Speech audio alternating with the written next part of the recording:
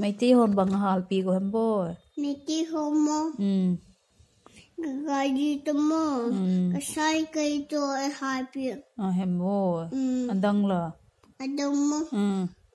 Cái con khai mô em hai pi. Cái dụng này em hai pi. Em bố. Anh đăng là lê. Bằng. In đi hal pi tam. Em hai pi mô. Bằng số này mô. Washing machine. Washing machine mô. Bằng số này mô em hai pi. Em bố.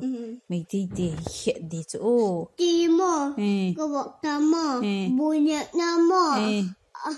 Ato mô aka on ta. Em bố. Mày tí cái hiện lục đi ô. Atoy mô. Atoy mô. Atoy sot nga mô. Amay mô. Biang nga mô. Tang nga tot. Di sa to. Ovi. Mày tí hỏi vụ đi ta chỗ. Amay mô. Bang nga mô. Bang di sa to. Ovi. Mày lung đâm ta. Tang nga mô. Tok mang nga mô. Ito ko bang nga mô. Phi pe nga mô. Tu je mô. A phong kia a mô.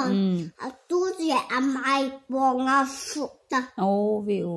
Amay a tumpi tak kita o. Ole là lung đâm ta đêm. A tumpi bag kisa ta. Ole là lung đâm ta đêm. Pata subale. Mabong ki kamay tak to.